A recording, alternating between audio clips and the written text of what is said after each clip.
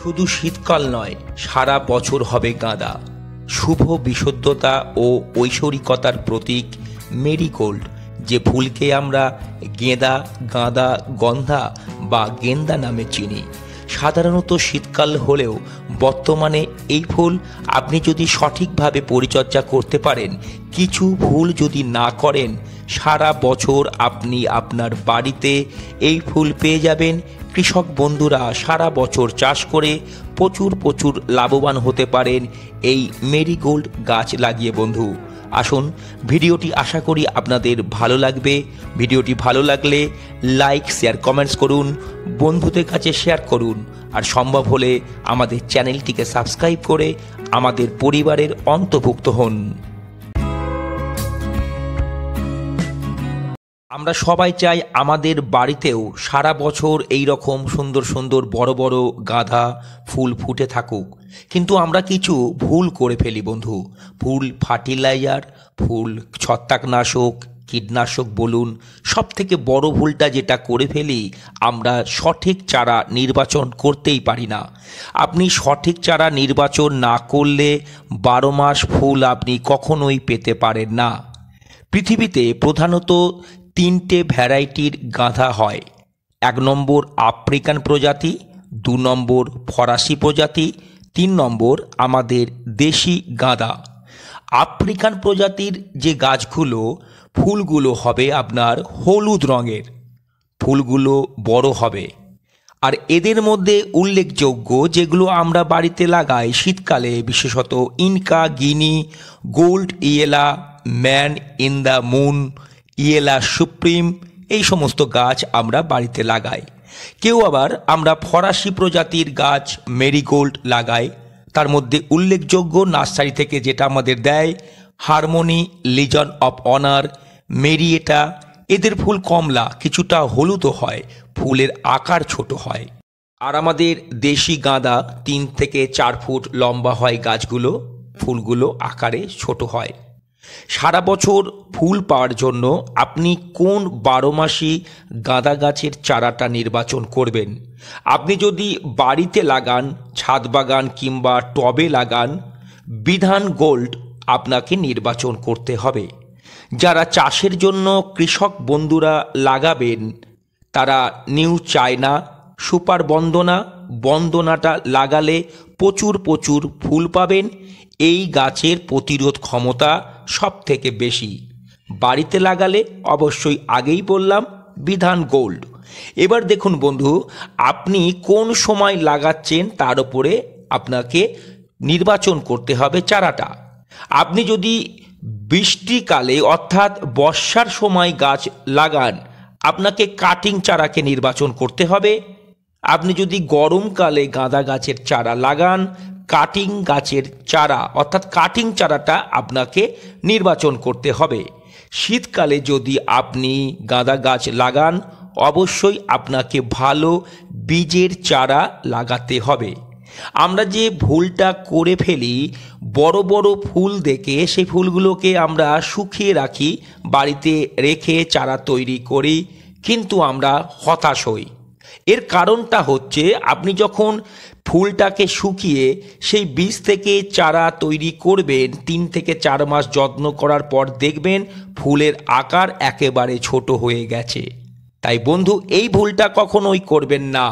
ভালো ফুল পেতে গেলে আপনাকে ভালো বীজ কিংবা ভালো প্রজাতির চারা কিনে তবেই কিন্তু আপনি বাড়িতে কিংবা চাষের জন্য লাগাবেন। গাঁদা বা মেরিগোল্ড গাছকে এরোর কথা শুনে বারবার রিপোর্ট করবেন না।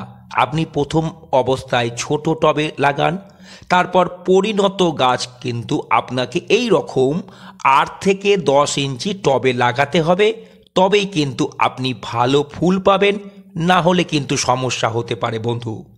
আপনাকে অনেকে বলবে গাছে পিঞ্চিং করার জন্য, অর্থাৎ ডালের ডগাগুলোকে একটু কেটে দিলে গাছ ঝোপালো হবে এবং বেশি ফুল পাবেন। কথাটা কিন্তু সত্যি, কিছুটা সত্যি আবার ভুলও আছে। শুনে নিন তাহলে আপনাদের কি করতে হবে বন্ধু। দেশি প্রজাতির যে গাছগুলো আপনারা লাগাবেন তাদের পিঞ্চিং করুন, গাছ ঝোপালো, বেশি ফুল পাবেন। আফ্রিকান প্রজাতির গাছে বড় ফুল পেতে হলে কখনোই পিঞ্চিং করবেন না। আফ্রিকান প্রজাতির কোনগুলো আমি আগেই কিন্তু আপনাদের জানিয়ে দিয়েছি বন্ধু। ফরাসি প্রজাতির গাছগুলো অবশ্যই পিঞ্চিং করুন ভালো গাছ এবং ফুল পাওয়ার জন্য। এই কথাটা আপনাদের কিন্তু অবশ্যই মনে রাখতে হবে। গাঁদা গাছের ক্ষেত্রে যে বড় ভুলটা আমরা করে ফেলি বন্ধু, ছত্রাকনাশক ভুল প্রয়োগ করে ফেলি। সবসময় মনে রাখবেন মেরিগোল্ড গাছে আপনি ম্যানকোজেব জাতীয় ফাঙ্গিসাইড কখনো প্রয়োগ করতে পারবেন না। যে ফাঙ্গিসাইডে দেখবেন আপনার ম্যানকোজেবের উপাদান বেশি আছে বা আছে, সেইটা কখনোই আপনি গাঁদা গাছে প্রয়োগ করবেন না। যদি ম্যানকোজেব জাতীয় ফাঙ্গিসাইড আপনি গাছে প্রয়োগ করেন, আপনার গাছ কিন্তু ধীরে ধীরে মৃতপ্রায় হয়ে যাবে। তাহলে বিকল্প কী আছে? আপনি আপনার বাড়িতে যে গুঁড়ো হলুদ থাকে 1 লিটার জলে 5 গ্রাম মিশিয়ে ভালো করে স্প্রে করতে পারেন। তাছাড়া বাজারে অনেক ম্যানকোজেব নেই এমন উপাদানযুক্ত ফাঙ্গিসাইড পাওয়া যায়, সেটাও আপনি কিন্তু প্রয়োগ করতে পারেন। বাড়িতে যদি আপনার রান্নার কাজে যে সাদা ভিনিগারটা থাকে 1 লিটার জলে 3 থেকে 4 ml মিশিয়ে আপনি গাছে মাসে একবার খুব ভালো করে স্প্রে করে দিতে পারেন। এতে আপনার গাছ খুব ভালো থাকবে। আর একটা টোটকা আপনি অবশ্যই ব্যবহার করতে পারেন, ফিটকিরি। তবে ফিটকিরি 3 মাসে আপনি একবারই ব্যবহার করতে পারেন। 1 লিটার জলে 3 থেকে 4 গ্রাম দিয়ে ভালো করে স্প্রে করতে পারেন। তাছাড়া যদি আপনি মনে করেন আপনি একটু খরচ করবেন আপনার প্রিয় গাছগুলোর জন্য, হাইড্রোজেন পারঅক্সাইডটা আপনি 1 লিটার জলে 5 ml দিয়ে খুব ভালো করে স্প্রে করতে পারেন। এতে কি হবে, আপনার 12 মাসের যে গাঁদা গাছগুলো খুব সজীব থাকবে, পরিষ্কার পরিচ্ছন্ন থাকবে এবং আপনি সারা বছর ফুল পাবেন সেই গাছগুলো থেকে। আমার পড়াশোনা পড়ানো এবং দীর্ঘদিনের অভিজ্ঞতা থেকে একটা জিনিস বুঝতে পেরেছি, যেটা হলো গাঁদা গাছ কোকোপিটে কখনোই ভালো হয় না। হয়তো অনেকে এ বিষয়ে একমত হবেন না, সেটা হতে পারেন। দেখুন, আপনি যদি কোকোপিটে গাঁদা গাছ লাগান, কোকোপিটের ধরন হচ্ছে জলটাকে ধরে রাখা। ফলে গাঁদা গাছ কিন্তু বেশি জল পছন্দ করে না, গোড়া পচে গিয়ে গাছ মরে যেতে পারে। তবে যাদের একেবারে উপায় নেই তারা 10 থেকে 20% কোকোপিট ব্যবহার করতে পারেন। যদি না করেন তবে কিন্তু সব থেকে ভালো হয় বন্ধু। এবার মাটি যেটা নির্বাচন করবেন, আপনার মাটি যদি একটু এঁটেল মাটি হয় 20% আপনি বালিটা মেশাতে পারেন। তার সাথে 30% ভার্মি কিংবা গোবর, দুটো একসাথেই কখনো দেবেন না। হয় ভার্মি দেবেন, না হলে গোবর সার দেবেন। তাহলে 20% বালি, 30% ভার্মি কিংবা গোবর সার, 50% আপনার বাগানের ভালো মাটিতে যদি আপনি টবে হোক, বাগানে হোক কিংবা চাষের জন্য গাছ লাগাতে পারেন, আপনি সারা বছর খুব বেশি পরিমাণের ফুল পাবেন, ঠিক যেমনটা আপনারা এখানে দেখতে পাচ্ছেন বন্ধু। গাঁদা গাছের ক্ষেত্রে আমরা যে মস্ত বড় ভুলটা করি, আমরা বেশি ফার্টিলাইজার দিই গাছে বেশি ফুল পাওয়ার জন্য। কিন্তু মনে রাখবেন, মেরিগোল্ড যে কোনো প্রজাতি বলুন না কেন, বেশি ফার্টিলাইজার কিন্তু কখনোই পছন্দ করে না। আপনি যখন গাছ লাগাবেন তখন কিভাবে লাগাবেন আমি আগেই বলেছি কী কী দিতে হবে। এবার দেখুন, আপনি 3 মাস একটা ভাগ করে নিন। সর্বপ্রথম মনে রাখবেন, আপনি যদি অর্গানিকভাবে গাছে ফার্টিলাইজার দেন, তাহলে সর্ষের খোলটা আপনি গাছে দিতে পারেন, খুব ভালো ভালো রেজাল্ট অবশ্যই পাবেন। আর এনপিকে 10-26-26 আপনি 2 মাসের মাথায় প্রয়োগ করুন। তারপর আপনি 3 মাসের মাথায় সুফলা দিতে পারেন। সবথেকে ভালো একটা ফার্টিলাইজার আমি আপনাদের সাথে শেয়ার করছি, যেটা হচ্ছে কেমিক্যাল ফার্টিলাইজার।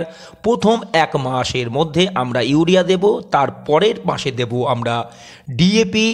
কারণ গাঁদা গাছ ইউরিয়া দিলে নাইট্রোজেন প্রচুর পরিমাণে পাবে, ডিএপি দিলে ফসফরাস পাবে, আর একটা যেটা লাগবে বন্ধু, এমওপি, মিউরেট অফ পটাশ, অর্থাৎ পটাশিয়াম। সবসময় মনে রাখবেন, গাঁদা গাছে 3টে উপাদানের সব থেকে বেশি প্রয়োজন হয়, নাইট্রোজেন, ফসফরাস আর পটাশিয়াম। এই 3টে যদি আপনি সমান হারে ভালোভাবে প্রয়োগ করতে পারেন, সঠিক সময়ে প্রচুর প্রচুর ফুল পাবেন। গাঁদা গাছের যে কোনো প্রজাতিই বলুন না কেন, অতিরিক্ত জল একদম পছন্দ করে না। গাছে অতিরিক্ত জল দেবেন না। এই গাছে আপনি নিয়মিত জল দিন, কিন্তু পরিমাণ মতো। গাছের গোড়ায় জল দিন। গাছের পাতায় কখনো জল দেবেন না। যদি গাছের পাতায় আপনি জল দেন, গাছ কিন্তু ধীরে ধীরে আপনার মৃতপ্রায় হয়ে যাবে। তবে মাসে একবার পাতায় যদি খুব ধুলো পড়ে যায়, আপনি অবশ্যই গাছকে ভালোভাবে স্নান করাতে পারেন। এতে কি হবে, গাছ তার সালোক সংশ্লেষ প্রক্রিয়াটি খুব ভালোভাবে করবে এবং দেখবেন প্রতিটা শাখাতে আপনার খুব সুন্দর ফুল ধরছে বন্ধু। ঠিক এই রকম গাঁদা গাছের ক্ষেত্রে আমরা যে ভুলটা করে থাকি, শুকনো ফুল বা খারাপ ফুলগুলো গাছে রেখেই দিই। এটি একদম করবেন না।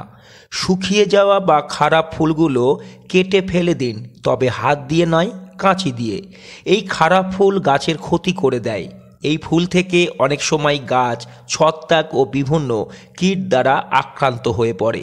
তাই আপনার ফুল যখন পরিপূর্ণতা লাভ করবে, তারপরে যখন শুকিয়ে যাবে, আপনি সেগুলোকে কেটে ফেলে দিন কিংবা শুকিয়ে রাখুন আপনার চারা তৈরি করার জন্য। তবে সেই বীজের চারা কিন্তু খুব একটা ভালো হবে এটা কিন্তু কখনোই বলা যেতে পারে না বন্ধু। গাঁদা গাছের ক্ষেত্রে যে ভুলটা আমরা করি, আমরা বাজার থেকে তীব্র কীটনাশক অর্থাৎ পাওয়ারফুল কীটনাশক প্রয়োগ করি। এতে কিন্তু গাছ আপনার মরে যেতে পারে বন্ধু। আপনি যদি জৈবভাবে কীটনাশক ব্যবহার করেন, 5 ml নিম অয়েলের মধ্যে 2 ml আপনি কাকাটা মিশিয়ে 1 লিটার জলে ভালো করে স্প্রে করতে পারেন। তাছাড়া আপনি একতারাটা গাছে প্রয়োগ করতে পারেন।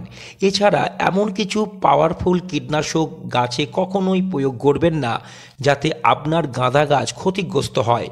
কারণ গাঁদা গাছ কখনোই অত্যাধিক তীব্র কীটনাশক অর্থাৎ বেশি পাওয়ারফুল কীটনাশক কখনোই সহ্য করতে পারে না। আপনি পর্যবেক্ষণ করুন আপনার গাছকে, যখন বুঝবেন যে কীটনাশক দেয়া প্রয়োজন তবেই কিন্তু দেবেন, না হলে আপনি না দিতেও পারেন বন্ধু। গাঁদা গাছের ক্ষেত্রে যে সমস্যাটা দেখা যায় যে ফুল হওয়ার পরে পাতা হলুদ হয়ে গাছ শুকিয়ে যাওয়া, আপনি এর থেকে মুক্তি পেতে পারেন ম্যাগনেসিয়াম সালফেট 1 লিটার জলে 2 গ্রাম দিয়ে খুব ভালো করে যদি আপনি গাছের গোড়ায় দেন কিংবা গাছে স্প্রে করে দেন, তাহলে কিন্তু গাছ ক্লোরোসিস রোগে আক্রান্ত হবে না। আপনার গাছ কিন্তু সজীব এবং সতেজ থাকবে। আর যদি ঘরোয়াভাবে আপনি দিতে চান, ডাল ধোয়া জল, কাবলি ছোলা ধোয়ার জল দিলে অনেকটা উপকৃত হবেন। গাঁদা গাছের মাটি যখন আলগা করবেন খুব সাবধানে, যেন গাঁদা গাছের মাটি আলগা করার সময় কাণ্ড যেন ক্ষতিগ্রস্ত না হয়, তাহলে কিন্তু গাছ আপনার মারা যেতে পারে বন্ধু। অনেক কৃষক বন্ধু দেখবেন মাটি আলগা না করে গোড়ায় মাটি তুলে দেয়। এটা একটা ভালো পদ্ধতি। এটা আপনিও করতে পারেন আপনার টবে কিংবা বাগানের ক্ষেত্রে। আর চারিধারে হালকা হালকা করে আপনি মাটি আলগা করে দেবেন সপ্তাহে 1 দিন, যাতে বাতাস চলাচল করতে পারে, সুন্দর ফুল হয়। ঠিক এই রকম বন্ধু, গাঁদা গাছের গোড়ায় কখনো আগাছা জমতে দেবেন না। আগাছা আপনার দেওয়া খাবারগুলো খেয়ে নেবে এবং গাঁদা গাছকে ধীরে ধীরে মৃতপ্রায় করে দেবে বন্ধু। পরিষ্কার পরিচ্ছন্ন রাখুন আপনার বাগান এবং এই ভুলগুলো আপনি কখনোই করবেন না।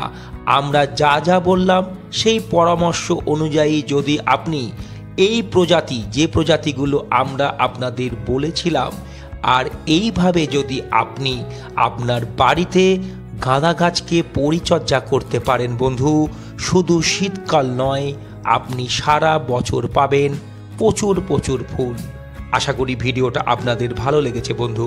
যদি ভালো লাগে লাইক শেয়ার কমেন্টস করুন, বন্ধুদের কাছে শেয়ার করুন, আর সম্ভব হলে আমাদের চ্যানেলটিকে সাবস্ক্রাইব করে আমাদের পরিবারের অন্তর্ভুক্ত হন।